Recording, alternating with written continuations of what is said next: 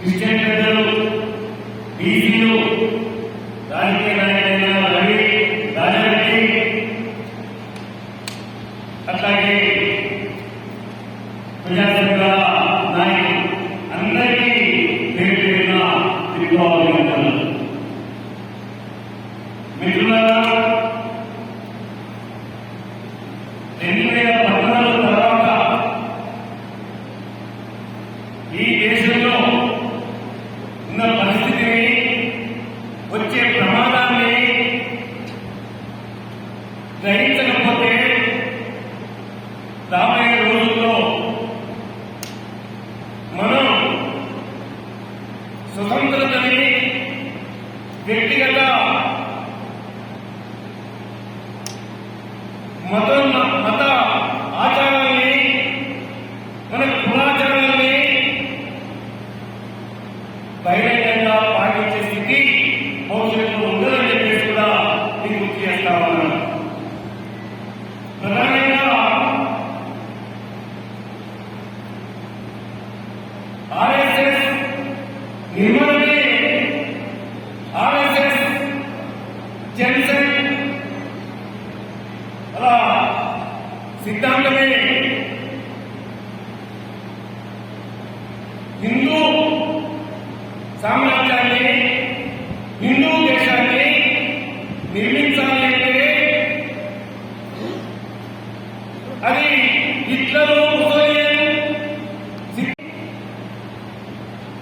అమలు చేయించుకోగలుగుతామని చెప్పి నమ్మకంతో కూడిన సిద్ధాంతాన్ని వాళ్ళు రూపొందించుకుంటారని చెప్పేసి గుర్తుంచుకోవాలి. ఈ మధ్య కాలంలో మీరు అందరూ చూస్తా ఉన్నారు, బీజేపీ పరిపాలనలో కేంద్రంలో ఉన్న సర్కార్ని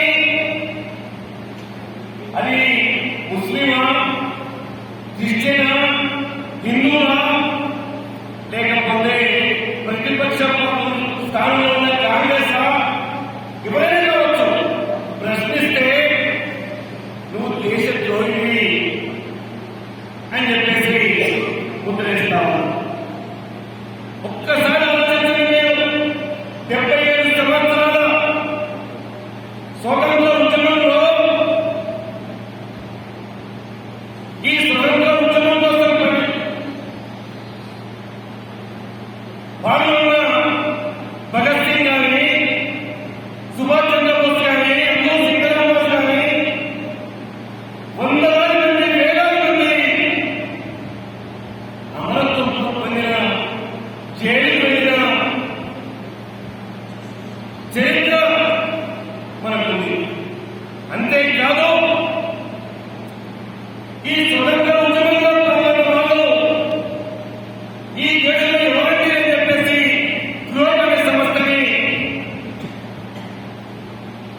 ప్రశ్నిస్తే ముస్లింలే ఎక్కువ శాతం ఈ స్వతంత్ర ఉద్యమం కోసం ప్రాణాలు అర్పించారు, జైలు వెళ్ళారు అని జవాబు వచ్చింది. చరిత్ర చెప్తా ఉంది. ఉన్న ప్రజలలో, రాజ్యాలలో వేరే భూమిని వాళ్ళు చేసుకుంటే వ్యక్తి రద్దు చేయాలి అని చెప్పేసి పోరాటం జరిగితే దాన్ని ముస్లిం రాజే కావచ్చు, ముస్లిం రాజు వీళ్ళు రక్షించవచ్చు, వీళ్ళని పక్కన వెళ్ళవచ్చు. కానీ జరిగింది ముస్లిం రాజు, ముస్లింలు హిందువుల కోసం కాదు, దోపిడీని విక్రయించే విధంగా జరిగితే దాన్ని ముస్లిం హిందూ పోరాటం చిత్రీకరించి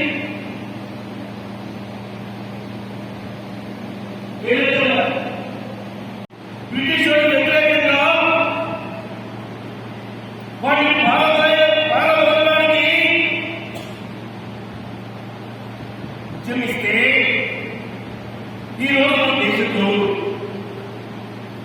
ఈరోజు మతం రెచ్చగొడుతున్నారు అని ముద్రేస్తా ఉన్నారు.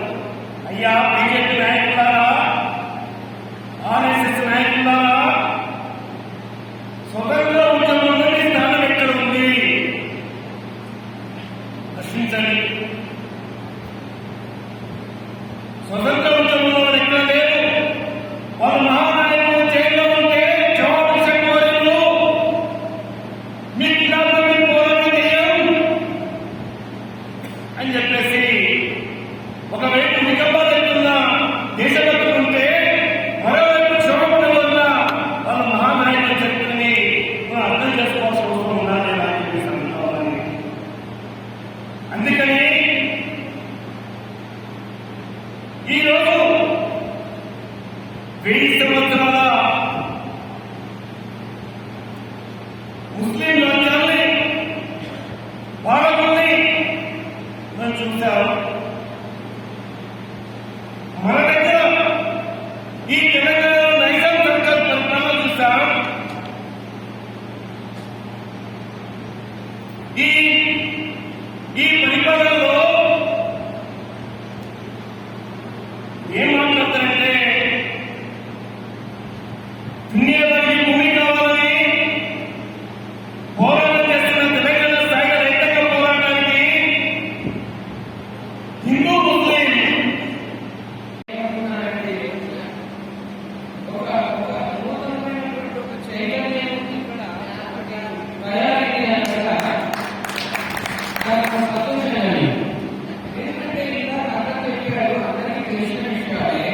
విషయం ఏంటంటే ఏం జరుగుతుంది పైన మొదట ఏం జరుగుతుందో అది ఇక్కడ వరకు పాకుంటూ వస్తుంది.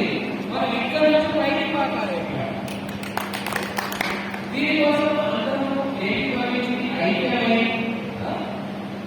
సాధారణ ఇక్కడే ఉంటాం, ఇక్కడే వెళ్ళాం, ఇక్కడే పని చేసుకుంటాం, ఇక్కడే పూజ చేసాం, ఇక్కడే వ్యవసాయం చేస్తున్నాం. అందరూ కూడా అంతే కదా. మరి సాగేవాడు ఎన్నో ఏళ్ళ నుండి ఎవరైనా అధ్యాయంలో యొక్క ఆగస్టులో ప్రధానమంత్రులు కానీ ఎవరు కానీ ఎన్నో ఏళ్ళు పాలన చేశారు. కానీ ఇలాంటి భయంకరమైన పాలన ఎప్పుడూ కనబడలేదు అని అనేకులు ఇక్కడ చెప్తా ఉంటే నా శరీరంలో నరనరాల్లో ఏదో జరిగినట్టు తీరంగా ఏంటన్నట్టు ఏం చేస్తారు వాళ్ళు, మనం అందరం కూడా వాళ్ళు ఏం చేస్తారు అని దాదాపు ఒక ఉత్సాహం కలిగింది. మరి ఈ యొక్క కోఆర్డినేటర్గా సాయంత్రం మా పేరు చెప్పారు కృష్ణ గారు. దాని బట్టి నేను సంతోషిస్తున్నాను. ఎందుకంటే మనం అందరం ఏకీభవించి ముందుకు వెళ్ళాలి. ఇంకా మనకు సూచనలు ఇచ్చే పెద్దలు ఉన్నారు. వాళ్ళు ఏమన్నా వేరే ముందుకు వెళ్ళలేము. వారి పక్కనే ముందుకు వెళ్తాము.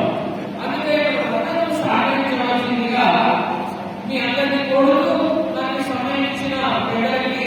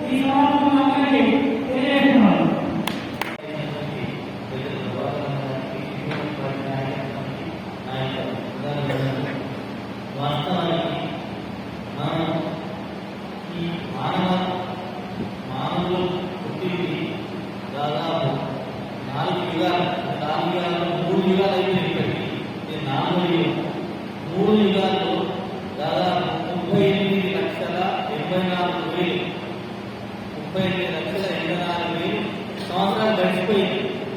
కానీ ఇప్పుడు ఈ ఉన్న కలియుగంలో 4,32,000 దాదాపు 28,000 గడిచిపోయింది.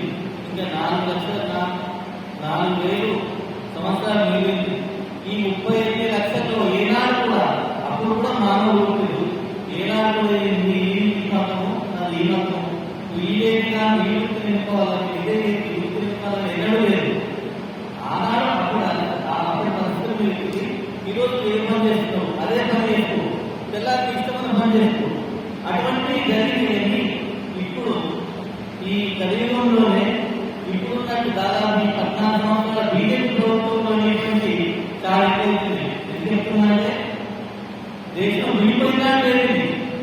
ఏమైనా ఎవరు ఇష్టమో వాళ్ళు వెళ్ళిపోవచ్చు, ఎవరు ఉండాలంటే ఉండొచ్చు. అప్పుడు హిందువులు ఉన్నారు, ముస్లింలు ఉన్నారు. అదే పాకిస్తాన్ కూడా హిందువులు ఉన్నారు, ముస్లింలు, వాళ్ళకు కూడా అక్కడ ఉన్న హిందువులు కూడా అట్లాంటి హిందువులు ఇప్పటికీ అక్కడ ఉన్న వ్యక్తులందరినీ పాకిస్తాన్ లో వచ్చేది కదా, అట్లా లేదు. ఈడ ఉన్న వాళ్ళందరూ ముస్లింగా వెళ్ళిపోవాలంటారు. అర్థంగా ఈడ ఉన్న వాళ్ళ మతాన్ని గౌరవించుకుంటారు కానీ వ్యక్తిత్వాలు కానీ సమాజంలో చెడులు ఎవరు కూడా ప్రోత్సహించలేదు. ఈ రోజు మీరు కలిసి హిందూ మతాన్ని రెచ్చగొట్టాలని చూస్తున్నారు. హిందూ మతం వేరే ఎందుకంటే హిందువులు ఎక్కువ కాబట్టి హిందూ మతాన్ని రెచ్చగొడితే అందరూ హిందులే మన ఆటలు సాగుతారని చూస్తారు. ఎందుకనగా అంత దేశంలో క్షేమంగా ఉండాలని చెప్పేసి మేము ప్రతి దినము నాయకుల గురించి, పెద్దల గురించి, విలేజ్ల గురించి, మరి మండలం గురించి, జిల్లా గురించి ప్రతి ఒక్కరూ మేము ప్రార్థన చేస్తూనే ఉంటాం. దయచేసి గమనించండి. మనలో శత్రువులు ఉండకుండా మనం ఇదే దేశంలో మనం ఉంటాం, ఇదే దేశంలో పెరిగాం, అన్నదమ్ములుగా కలిసి బతికాం. అదేవిధంగా మనం కూడా అందరూ ఐక్యతగా ఉండాలని మీ అందరికీ దయచేసి ఉండాలని నేర్చుకుంటున్నాను. నేను అనుకుంటా మన మండలంలో మొదటిసారి అందరం హిందూ, ముస్లిం, సిక్, ఇసాయి, బౌద్ధు, దళిత్ అనే అందరం కలిసి ఒక జనాల ధర్మం అనేది మొదటిసారి కావాలి. ఇది చాలా సంతోషకరమైన విషయం. ఇది ఏర్పాటు చేయడం కృషి చేసినటువంటి రామకృష్ణ గారికి, ప్రభాకర్ గారికి, ఇందులో పాల్గొన్న వారికి అందరికీ నేను నా తరఫున, నా మండల ముఖ్యమంత్రి తరఫున, మన మండల ప్రజల తరఫున ఈరోజు వాస్తవంగా ఏవైతే జరుగుతుందో ఈ విషయాలు వివరించారు ముందు అన్నారు ప్రభాకరణ కానీ, రామకృష్ణ కానీ, వాస్తవమే. ఈ దేశం అందరిది, ఎవరికొక్కరికి కాదు. ఈ దేశం స్వతంత్రం కోసం ప్రతి ఒక్కరూ పోరాడినారు. హిందూ అనేది భేదం లేకుండా, ముస్లిం అని లేకుండా, దళిత్ అని కాకుండా, సిక్కు కాకుండా, ఈసాయి కాకుండా ప్రతి ఒక్కరు ఈ దేశంలో ఎవరైతే పుట్టారో వాళ్ళ అందరికీ హక్కు ఉంది. ఈ దేశం మీద ఇది అందరి దేశం. కొందరు అంటున్నారు ముసల్మాన్ పాకిస్తాన్గా ఎందుకయ్యా మీరు రక్తంగా తెచ్చారు. ఈ హిందుస్థాన్కి మేము వెళ్ళేందుకు మేము ఇక్కడ మా పెద్దలు, మా తాతలు, ముత్తాతలు మా రక్తం చెందించినారు. ఈరోజు ఢిల్లీలో గేట్ ఆఫ్ ఇండియా వచ్చి చూడండి, అక్కడ 90,000 పేర్లు ఉంటాయి. దాంట్లో 65,000 పేర్లు ముస్లింలు. ఈరోజు ఎవరైతే రెచ్చగొడుతున్నారో వాళ్ళ ఒక్క పేరు. అదే దళితులు ఉన్నాయి, సిక్కులు ఉన్నాయి, ఇసాయిలు ఉన్నాయి, ప్రతి హిందువులు ఉన్నాయి. కానీ ఏ రోజైతే విభజించి అంటే బ్రిటిష్ పాలన ఉంటుంది, విభజించు జెండావాదం అనే నినాదం చేస్తున్నారు. చెప్పాలంటే ఇంకా చాలా ఉన్నాయి, కానీ నేను చెప్తే తప్పు విషయం ఉంటుంది కాబట్టి. కానీ నాకేం భయమే లేదు. వాస్తవంగా ఎవరైనా ఒకవేళ ముస్లింల చరిత్ర చెప్తే వాళ్ళు దేశంలో, లేకపోతే వాళ్ళు ముస్లింల పార్టీ ఈ విధంగా భావిస్తున్నారు. కానీ తప్పు. ఈ దేశానికి ప్రమాదం. మనం అందరం కలిసి కట్టుగా ఉంటేనే ఈ దేశం బాగుపడుతుంది, ఈ దేశం అభివృద్ధి చెందుతుంది. ఈ పిడికిలు ఉంది, ఈ పిడికిలు ఇట్లా కావాలంటే ఐదేళ్ళు ఉండాలి. ఒక ఏదైనా పిడికిలు బిగించడం హిందువులందరినీ బాగా చూసుకోమని అర్థం. హిందువులంటే ఎవరు? బ్రాహ్మణ భావకాలు కలిగిన వాళ్ళైనా, హిందువులంటే క్షత్రియ రాజుగా ఉండేటటువంటి వాళ్ళైనా, ఇది మనం ప్రశ్నించాల్సిన అవసరం. ఈ దేశంలో సుమారు 80% మంది, 90% మంది హిందువులు ఉన్నారు. వాళ్ళందరూ రోడ్ల మీద అడగతింటున్నారు, భిక్ష పెట్టుకుంటున్నారు.